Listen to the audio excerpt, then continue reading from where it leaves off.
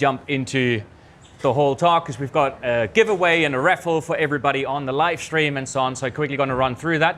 And then we're going to have 30-ish minutes of fun and going to find out who Laura is, who she was before triathlon, and why she's going to win on Saturday. Obviously, that's the big question that we want to answer. Ja, damit guten Morgen, herzlich willkommen natürlich auch an alle, die uns aus Deutschland, Österreich, Schweiz, deutschsprachig im Livestream jetzt hier begleiten. Schön, dass ihr die Zeit gefunden habt, dabei zu sein. Vorneweg, wir haben ein Gewinnspiel und ich darf nachschauen, weil du hast so viele Preise mitgebracht.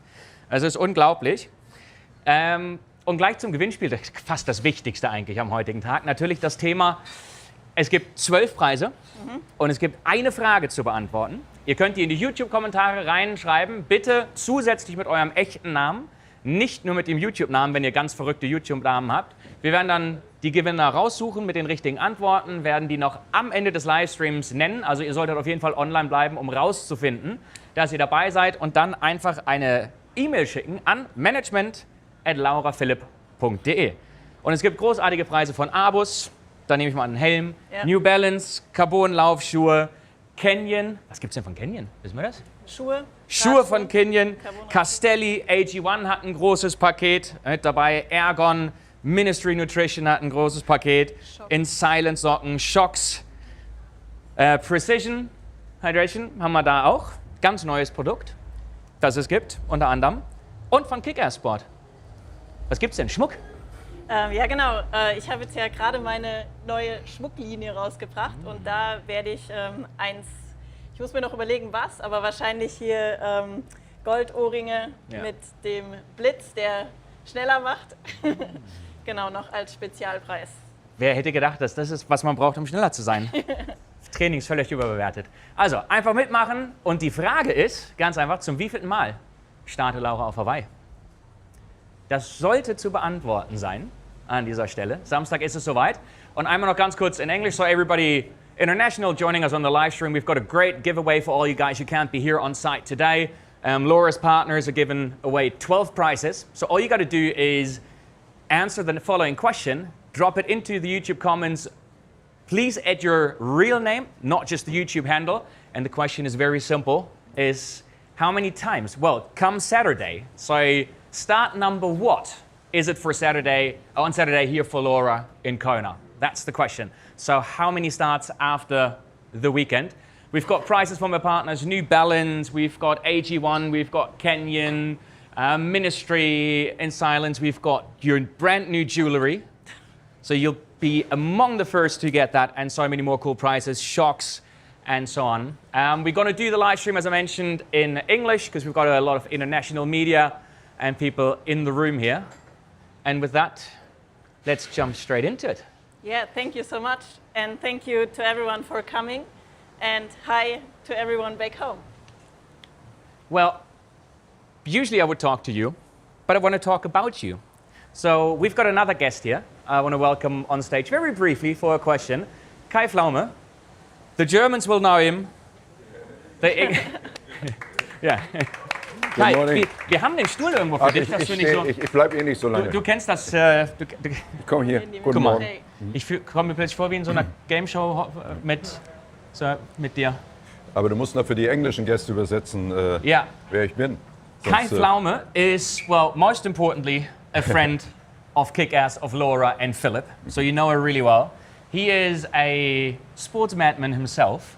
He doesn't look 43, but he is. Maximum, right? Thank you. No, Thank you. A very avid athlete himself, very disciplined and training a lot, and a German television host, one of the few who stuck around for a very long time. Oh yeah. How long is your career now? 32 years now. 32 years? Yeah. And the most spectacular thing about him is he still has a career, one of the few old school careers. You can be popular without making jokes below the belt. Oh yeah, that's right. Yeah. So not many can do that. Yeah, that in English it's quite easy because I can translate my family name and then we have a joke already. Yes. Because my family name Pflaume in English it's plum. It's plum. Yeah, and I don't know if you know that Kai in Hawaiian is the ocean. Oh. Yeah. So I'm the real Kai Hawaii now. You're the real Kai Hawaii Came now. to the place of birth. Yeah, from that's his it, name, that's I it. guess. Yeah, It's like, Laura, That's- get out of here. I think we got a story to tell. No. That's the hashtag for the Yeah. next days, Kai Hawaii. Yeah. Kai, you know Laura and Philip for so long. You've been around her as a private person, but also as an athlete. So I want to know from your side, who is Laura Philipp? Oh, okay. So I think first of all, Laura is a really handsome, beautiful young girl in the best age, the best version of herself right now. And on top of this, she's a strong athlete, really disciplined, and really focused. And this is it's a good mix. Yeah. And who's Laura going to be on Sunday afternoon? On Sunday afternoon. Saturday afternoon. Oh, yeah. Well, Sunday afternoon, she's Sunday. going to be a party animal. But, Yeah, Sunday afternoon, she will have a strong hangover from the big party Saturday evening. Yeah. No, hopefully she will be the actual and new world champion on Saturday. Yeah. And I think she has good chances. Yeah. we sneakily had a chat about her last week. And you said, yeah, I think the odds that she's going to win are really, really good. Mm-hmm. Is there a moment or a memory or something that you remember where you saw something or so where you're like, okay, yeah, she's going to do that? I remember I saw her last year running up the hills in Switzerland, and this was crazy. Yeah, this was really crazy. The crazy. Yeah. Well. And she ran up the hills and she drove it down by car because running down is not as good as I learned from her coach. But I think she trained really well and she's perfect conditions. Yeah, and my fingers are crossed. Perfect. Yeah. All right, thank you so much. Thank you. Enjoy the island. Yeah, I will. It's my first time here on Big Island in Kona. What? Yeah. You've been everywhere in the world, but here. Yeah, but now I'm here. Yeah. Fine. Thank you. Thanks so much for Fun. being Thank here. you. Thanks for having me. Yeah.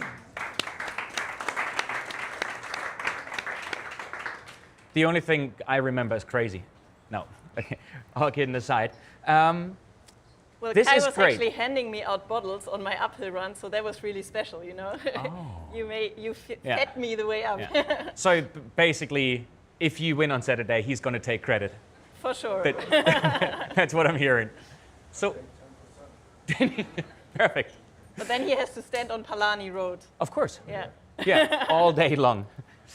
So we kind of heard a little bit who you are now, but there is a crazy thing about you. Not crazy, but it's unique in a way. You only started the sport at 24. So who was Laura before triathlon? Yeah, that's a good question. I think just a normal person, I guess. I was working full-time as a physiotherapist and had just gotten into triathlon as my new hobby. I was enjoying the training, but I never dreamed of having a professional career and for sure not winning a world champion title. So looking back, I think the journey has been really special and especially going it together with Philip as my husband and coach, from the first moment on, he was the first coach who ever coached me, who gave me advice on how to improve. And I think the first advice was, what you train on your own is rubbish. You do way too much. You do way too less polarized training. And I will tell you what to do. And hopefully you will improve. And I think how far we have come together as a team is pretty special. Many athletes, they need new stimulus from new coaches after a few years because they feel like they otherwise won't improve anymore. And I think becoming world champion last year was already a big, big dream come true. A dream I didn't have from the start of my career because I just did triathlon for fun. But it slowly became a dream, right? With every success that I had, every little improvement I saw, I was getting a taste of, maybe I could make it to the top. And to achieve that together, and especially with my whole team around me, over the years, there are like so many people who contribute to a performance like that, what I achieved last year. And I think to kind of gift them the title and the win was just the best and most rewarding feeling, because sometimes I think it's such a selfish journey, you know, we're focusing on ourselves and we are the ones winning, but at the end it's so many more people who contribute to that success. And I think kind of like my sponsors, everyone who works with me, from a physio through like an athletic coach, but also Philip, you know, I think at the end they're all so motivated because they feel like I want to be the best, and they all dream of winning the biggest race, I guess, and to actually do it was so cool. So that is, looking back, something I'm so proud of, like the whole journey. And I guess I completely misanswered your question at the end. Well, who was Laura before triathlon? yes. I was so excited to finally, in 16 years of doing Ironman press conferences, I was like, this will be the first time I get to talk to an athlete about anything but triathlon, and here we are. Fair enough, though. Come on, it's Kona, it's race week, and that's who you are but now. I guess it shows how much of an identity it has become, you know? I mean, I said I was like a normal person, but I was still passionate about sport. I did rock climbing, I did a little bit of running, and I cycled to school back and forth 60K per day. So I guess at the end, without knowing, I did a lot of endurance training. I just never had like the goal to actually compete or be good at something. So like the competitive side, I think, was something I just explored when I got into the sport. You climbed a what? An A9 plus, I reckon? I think it was minus. Minus? But nine still, minus. that sounds fairly competitive to me, though. Yeah, that it's is good. not bad at all. I guess as a physiotherapist, you have quite a good like fingers and arm strength, but I definitely lost all of that. So I won't go back to that. Let's go back a little bit. First triathlon, do you remember it? Where it was? Do. And how did you do? Not so good, I think. I actually think in my first one, it was like in the region where I live, like we have like a triathlon cup series with like small events, sprint and Olympic non-drafting races. And I think in the first one I crashed, but I still finished, and I have a picture with like blood and holes in my, I didn't have a race suit, so I wore just bib shorts and a bike jersey. But it was fun. I thought, okay, I want to do it again. Then I did my local triathlon, the Heidelberg Men, which is a very hilly race. And this I really enjoyed because it has a river swim, so I knew with my weak swim strengths, like I will survive, you know, with the current. Then a super hilly bike, I found out this is something I really enjoy, you know, to climb and to descend. And I don't know, I think I maybe was top 5, which wasn't too bad, but I really had to come from behind. And I guess that is something that has been kind of my race strategy for many years, that if you don't learn swimming as a kid, you're kind of in the position to chase in races. So that is kind of my strength, knowing I have to chase, which means, you know, swim as good as possible, but then also, focus on a really hard bike and then a good run. I think it's something a lot of triathletes can feel you right now and identify with, the swim. It's a beast. It's going to be interesting. But the waters are looking nice right now, so if we got that for Saturday, it's going to be a good swim. So that was the first triathlon, but when did the idea come up with like, oh, I could do this professionally. I'm actually not bad at this. So by kind of accident, I joined the Erdinger junior team because I gave a treatment to Wenke Kujala, who was the manager while I was still working. So that is how we met, and that was quite special. I was telling her about what I do for my hobby, and she seemed to be impressed. So I got the invitation, and I had to get a professional license early on. Like I think from kind of my second year in triathlon, I raced as a professional, but I didn't feel professional at all. I couldn't do a tumble turn in the swim, for example. So I remember when I went for my first training camp with Team Erdinger, I was so embarrassed that I can't tumble turn in the swim. So I remember doing a really last-minute panic training with Philip in the pool, like I need to do the tumble turn before I go to that training camp. So it was just, I was rookie, but I was already racing as a professional. And looking back, that was great because I was, of course, also able to earn prize money like this. You know, you only earn prize money if you race as a pro. And so I think as soon as I saw that I can make some prize money and get into like top 5 of the first races, also the big races, that gave me like a glimpse of, okay, that is pretty cool. And that also helped me to convince my dad when I told him about like, you know, I maybe want to quit my job and try to go professional. My parents, they were actually pretty worried, I think, at the beginning. But I think as soon as they realized how serious I took it and that I also tried to, you know, build a brand and try to find strong partners who support me on my journey, my dream, they got convinced as well. And I think that was the moment when I thought, okay, why not try it? You know, I think I can always go back into the normal working life, but it's a once-in-a-lifetime opportunity to see how far I can come. But it took me a few years, so I think it was 2016 when I actually would say I turned professional, and by that I mean that I could actually, you know, make my living out of the sport. That was always my number one goal. I don't want to be dependent on someone else, you know, supporting me financially. I really wanted to make it on my own, and that was 2016, yeah. 16? That makes me question my timeline and my memory. 16, But 17. when was your first Wiesbaden podium? I'm not sure. Because I thought it Maybe was 12. 17. Really? Well, that shows how far the time, fast the time goes. I thought it was sooner than that. Nah. Look at that. I Really? didn't even know Wiesbaden was still around in 17. Yeah. But who knows?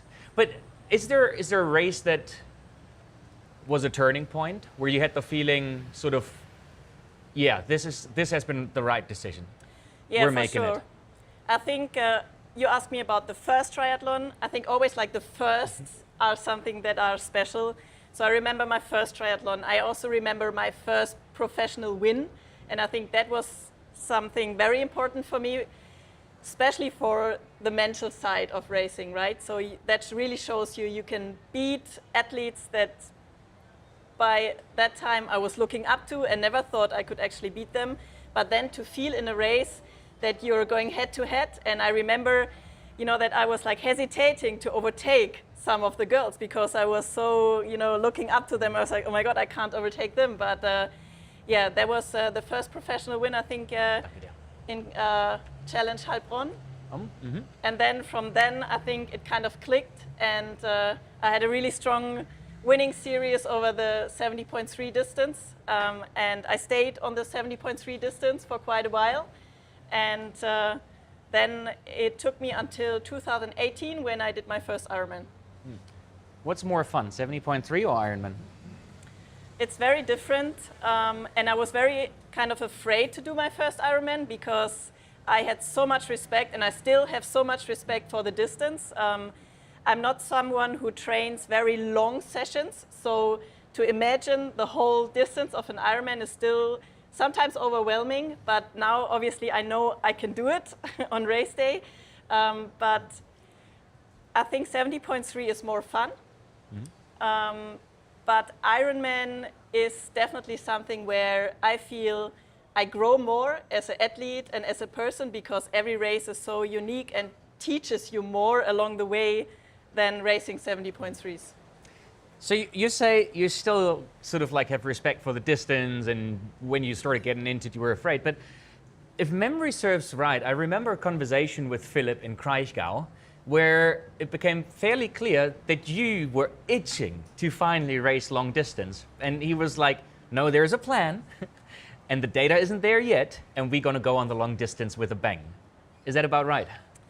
Yeah, well, I was kind of itching, but it was also from like the sponsor side that I really felt some kind of pressure that they really wanted me to go on the full distance because obviously that is, I guess, the distance that is most popular in our sport. But looking back, I think it was really good that Philip was the one who said like, you know, you came into the sport so late and we really need to develop on one side your engine, because obviously I never did something like VO2 max training or something like that. So there was still a lot of room for improvement. But then also you know, the robustness of like the tendons, the bones, like my body wasn't used to so much impact. So I think it was really cool that we tried to go fast before we go long. Yeah. Do you remember how long he held you back from the idea where you really wanted to go and it's like, not yet? Well, I think looking back, it's like 5, 6 years. It's a long time. Yeah. But it kind of paid off, right? It's like, it's 19 half. Do you know your numbers? Or do I know them? I don't know. So I think it's 19 70.3 wins. Yeah, maybe 20, something maybe- around that. Who's counting? But maybe 20. You know. Yeah, it's Yeah. pretty cool. And how many long distance wins? Must be 5 or 6. It depends on if the website's updated or not. The website claims 5, Okay. but the website also claims that you only ran one of the fastest marathons in the women's. It's not updated to you ran the fastest. Okay, thanks for Just letting you know, Philip, get on that. 2:38 off the bike in Hamburg. And it was a bit of a special run. It's like, I think probably if there wasn't an element chasing you, it would not have been quite that fun, but there was actually 2 things chasing you. How was that race? Yeah, that was a really special race this year. First of all, because I knew that it would be difficult to race again as the reigning world champion. You know, if I look back on how other athletes that became world champion performed in the next year, it always looked like it's a bit of a struggle. And I was very well aware of that. And so we decided, okay, so maybe we need to race less, but really focus on those races and try to get to the locations, you know, with like feeling fully energized and maybe also limiting travel a little bit, because I knew this big trip to Hawaii was coming up. And the year before, I felt like I was doing so much, like with the T100, the Ironman racing, and a lot of traveling, that it was really tough. So I think that worked out really well. I still went into Hamburg. I did Kraichgau the week before, and I did that 2 years before already, and it worked out well. So I thought, okay, why not repeat it? But once I did Kraichgau, and it was really challenging conditions with like super, I think it was cold, really cold weather. Really cold. And I really had to go harder than expected, to put it like this, because the competition was good. You know, it was like some really speedy German youngsters giving me a tough race. And I ran, I think, my best half marathon so far. And obviously you feel that in your legs. And especially a cold race really sits longer in the muscles. So I did regret my choices a few days. But luckily I had Chris, one of my physios, with me, and he gave me treatment. He came with me to Hamburg and he treated me every day. And usually I don't want anyone to kind of touch my legs again too close before the race, but we really had to do it. And so it was a fine line, and I was really nervous for that race because obviously Kat, my main competitor for this race, had shown she broke the Ironman fastest record time just a few weeks before, so it was obvious she is in really good form, and I wasn't too sure about my own Ironman form at that moment. But the good thing about the race was that it was so intense and so close, like from the gun, that I had no second to think about anything. And then my bike computer broke, so I had like no idea of time, watts, whatever. And I think looking back, it was pretty good because we were so close together the whole time that it was pretty much like cat and mouse the whole way. And by that, the whole Ironman race time went by really quickly.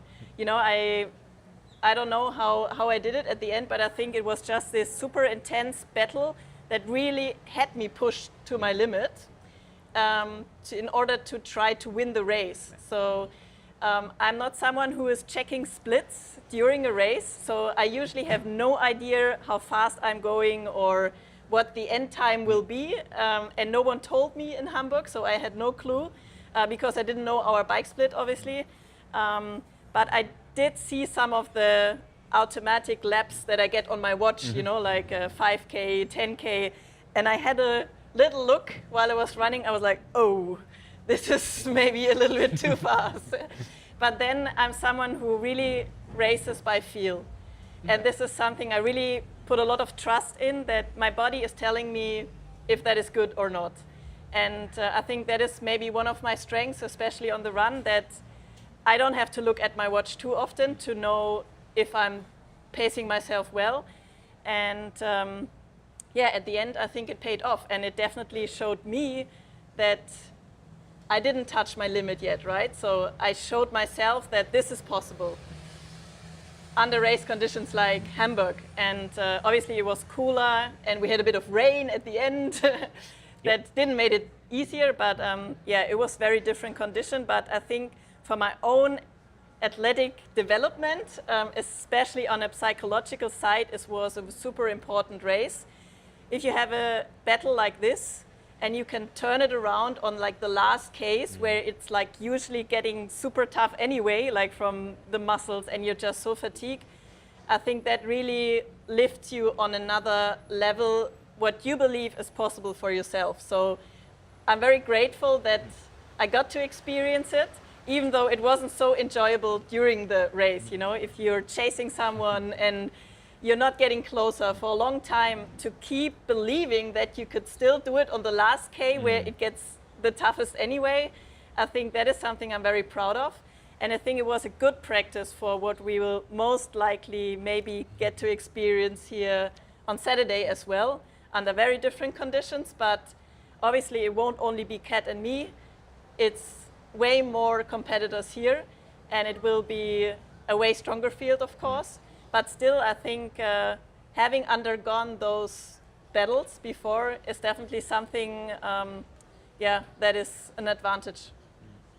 So, looking at all the success and the races, by the way, that was 8:03 in Hamburg on tired legs, just saying. So, looking at those, not 19, but 20, 70.3 wins now, and multiple long distances and everything. You said in Heilbronn, you have that memory of like you were holding back a little bit because you didn't belong there with the names that were there and everything.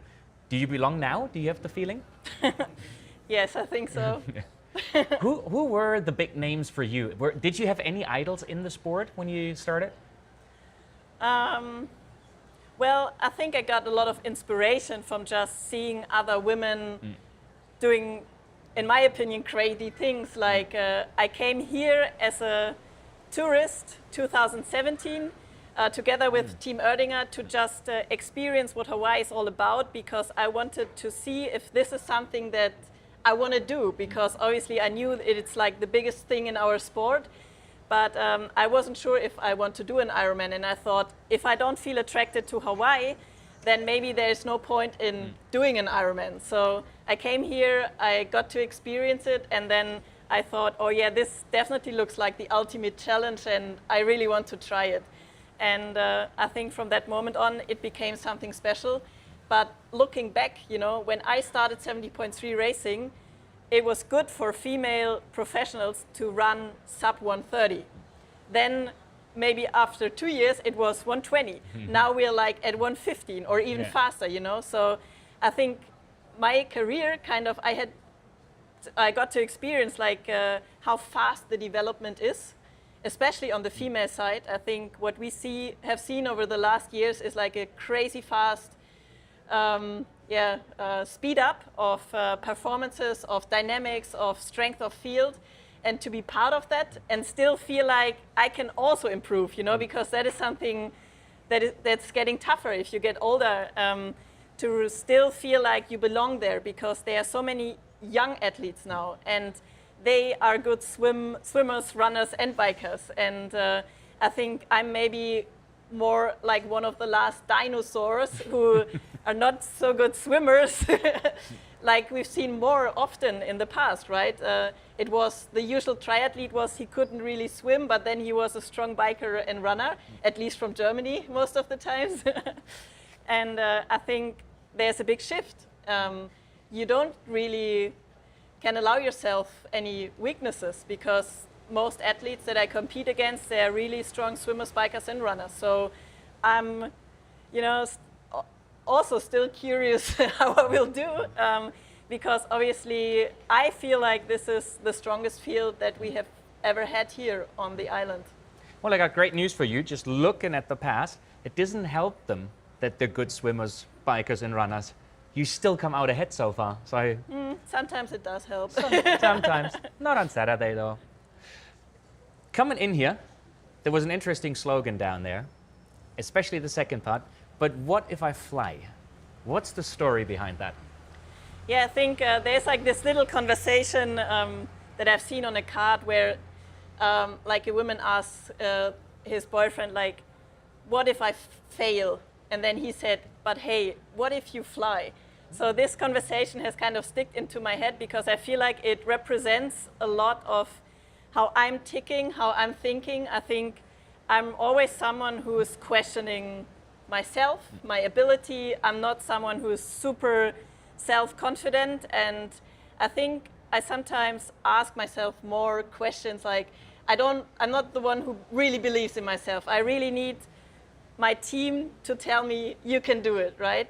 And also Philip asked me like, but you know, you ask yourself all the questions of doubt, but what if you just go out, try and find out that you can fly? And it was already my mantra for Nice last year, where I really felt like, okay, Laura, if you want to achieve something you have never achieved before, there will always come this moment where you will enter unknown territory because you need to risk something, you need to jump off the cliff to find out if you can do it, right? So, and I think this is just a saying that I really enjoy because I think everyone probably knows situations like this in everyday life or in sport, that you will always get asked that question, you know, how much are you willing to try or risk? And I made this my motto for this race as well. I made a shirt for myself, and I have this in my mind that I know this moment will come in the race where I don't know the outcome, but I will have to kind of step into the unknown and find out if I land hard and crash or fly. But if you land hard, I think it's so important to always pick yourself up and try again. And this is something I think professional sport has really taught me, that you know, you should not be afraid of failing as well. So I know there's a chance of failure, but there's also the chance that maybe I will fly and have one of my best days and show myself what's possible. So I think having that in my mind is just something that is really powerful. Well, we strongly believe it's going to be your best day, and I want to talk about this week in a second, but I'm going to give it one more shot to not talk about triathlon. Do you have a life outside training and racing? At the moment, a very little. With the very little you have, what do you do when it's not about triathlon? What are your hobbies? What distracts you? What calms you down? I think this is the question. Like, if you ask a triathlete about their hobbies, you won't get good answers. But I think when I'm back home, a place I really enjoy to be at, it's really spending time with my dog, for example, and just spending time with like family and friends. That is what is precious for an athlete, you know, because I don't have much time to spend besides training or eating, sleeping, recovery. So just do some, for example, go get your nails done. This is something special for me, you know, like to have this 1 or 2 hour window where I feel like, okay, now I can do something that is so normal for most of the people, but for me it feels like something special.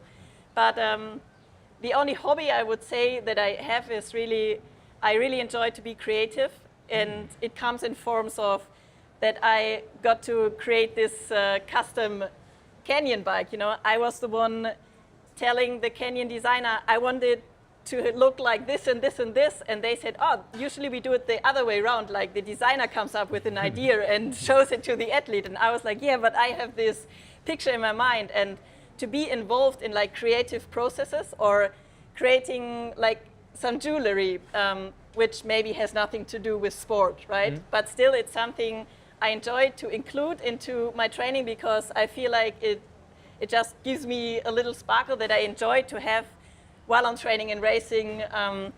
And yeah, I think like painting, drawing, that kind of stuff, and also reading. I read a lot of books. So beside my bed, I think there's like that many books right now. So yeah, I just like to get new input as well. But as you said, as I said, like there's at the moment at least not so much time for other stuff. Looking back at where you started, how does it feel to sit there and say, I helped design this. This is my bike and I was part of the process. Yeah, that is really cool. And I always dreamed of a white bike. And at Canyon, you only get a custom design if you become world champion. So they made their rules pretty clear to me. Every year I tried, but I have this idea, could we please? But Andy Walser also always told me, Laura, you know the rules, you know what you have to do. So that actually was a big motivation to, even I think in Nice, in the race, I had this moment where I thought about, if I win here, I will get my custom color. And I really thought that like a white bike, especially with gold, and I think you only deserve the gold on the bike if you won the Ironman World Championship title, would look really good here in the lava fields of Hawaii. And we went out and took some pictures, and when I saw them, I thought, yeah, that was a good decision. It really shines bright with like the black lava in the background. And yeah, I think having a bike where you have like a story behind and a connection to is really important to, yeah, have a strong performance as well. So I'm loving the bike. It's running really well, and when I see the pictures, I think, yeah, the designers and the lady who did the color job, they did a really good job, and it feels cool to, yeah, have been part of it as well. Speaking of strong performance, how is Saturday going to go? Yeah, that's, I guess, the question we are all asking ourselves. Yeah, I think it will hopefully go well for me, and that would mean that I can show that I worked really hard in the swim.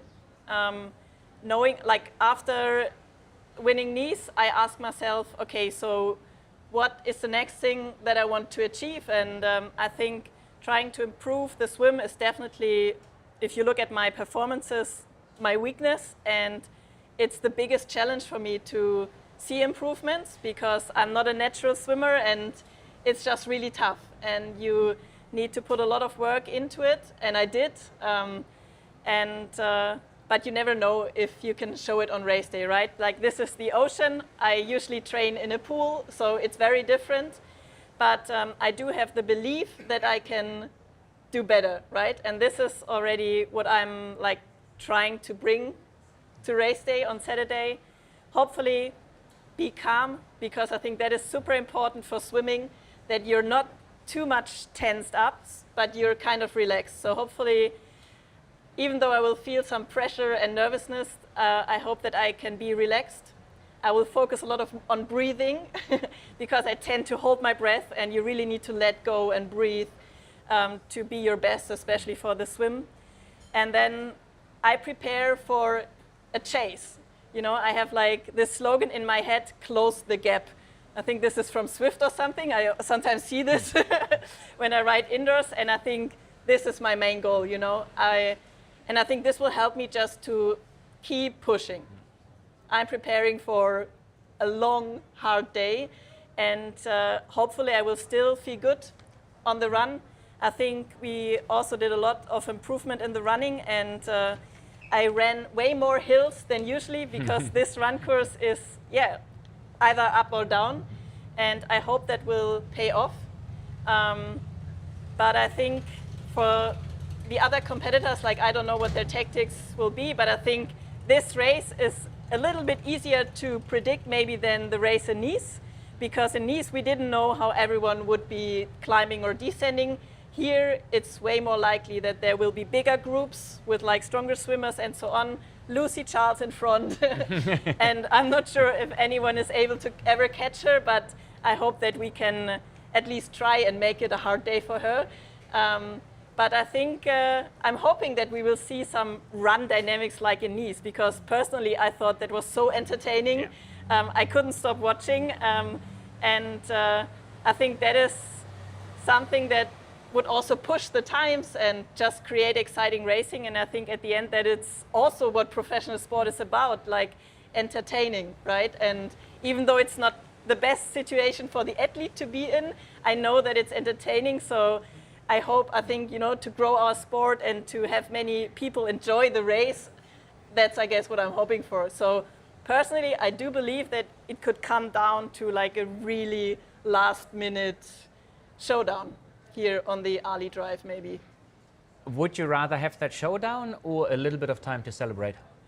I would always take the time to celebrate, especially I think on the World Championship race, you want to soak in like the last meters, but from the excitement point, it would probably be, I don't know if we've ever seen a sprint finish here in Hawaii. I don't think so.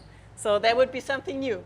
That would be an interesting one, definitely. I could go on forever, but we've already done 40 minutes. And but I got one more question. We will try to answer the question if somebody can catch Lucy Charles on Saturday. I just quickly want to announce the winners and then jump into the final question. And remember, everybody, just do me a favor.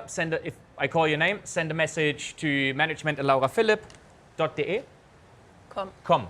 Management@lauraphilipp.com, so they can send you a prize and tell you which prize you won. So we got Lena Gilk, Jan Detlefsen, Emilia Vandre, Kai Riebe, Miriam Harz, René Haas, Sebastian Rölle, Samuel Möller, Stefanie Otte, Amanda Zell, Tino Preller und Fabian Rosenweg. Herzlichen Glückwunsch. Schön, dass ihr mitgemacht habt. Vielen, vielen Dank. And that brings me to the final question. Between Laura Philipp last year in Nice and Laura Philipp here this year, who would win?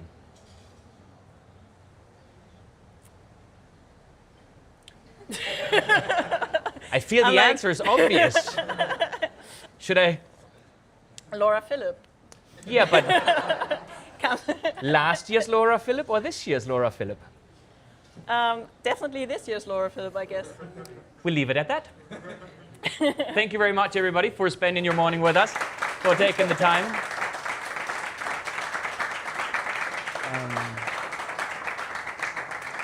I assume most people will ask individual questions. Should we allow 2 or 3 questions? If there's questions that you want to ask sort of in front of everybody, feel free.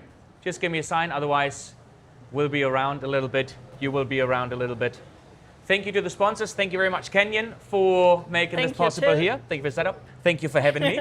And thank you to the entire team for setting it up, and best of luck for Saturday. Thank you so much. Thank you. Danke dir. Dankeschön. Das ging jetzt echt schnell. Ja, Ich hätte noch so viele Fragen Ja. gehabt. Mega. Sehr cool. Wir hätten den Anfangspart wahrscheinlich kürzer machen Ja, aber ich glaube, das ist in Ordnung.